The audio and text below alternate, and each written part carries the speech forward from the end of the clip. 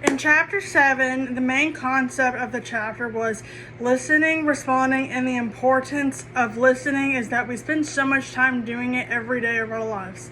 Like what the other person is saying, and the 4 stages of listening is hearing, understanding, evaluating what the person has said or done, and then respond to the message or the conversation at that point in time. Another concept was the physical and physiological barriers, conflicting objectives, and listening habits. Some people that I know have all of these and some don't have these but I think listening is a skill that we learn each and every day. Listening are influenced by social forces, contexts, and hierarchies. But listening comes with some decisions that we have to make, ethical decisions with respect to listening behavior include choosing what to listen to and when to, how to respond when listening to other people or the soundscapes around us, including social media, Facebook, Instagram, TikTok, replying to a message, or when we don't want to respond to a message, calling each other on the phone.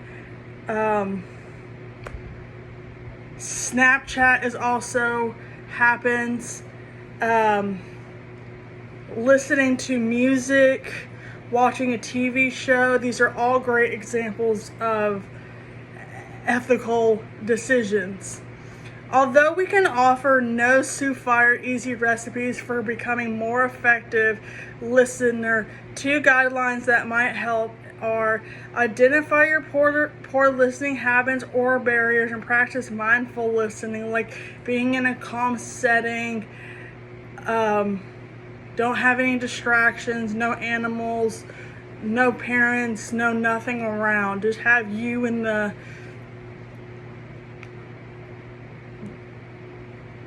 room doing what you can do. Sometimes it is good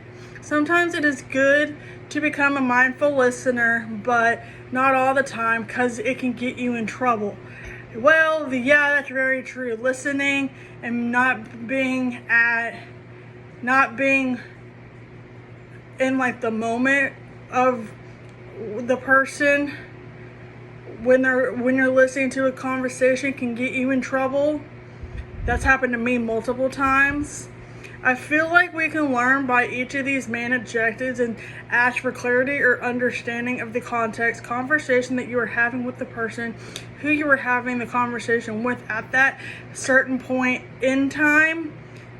Sometimes for me it is very hard to listen to the person because I have very bad anxiety problems.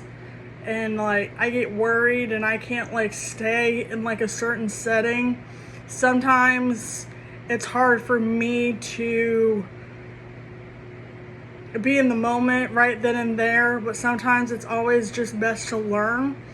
I feel like listening and responding are really important because it helps better understand the person's point of view and empathy of the person, to keep the communication open and broad, not to go overboard, just keep it very simple, stay on the topic. I think when I'm at work and the boss asks me to do something, I think about it for a few minutes and then it processes in my head and I say, okay, that's the thing that I really need to do. Okay, let me get that knocked out. Let me not get it done in a short period of time. Let me do it. I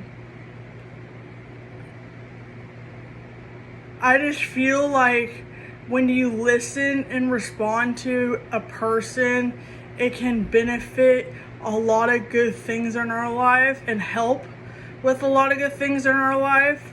So,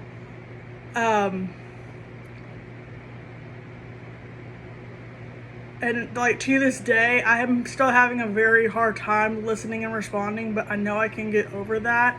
But I think this was a really great chapter to read up on, take notes up, and read, and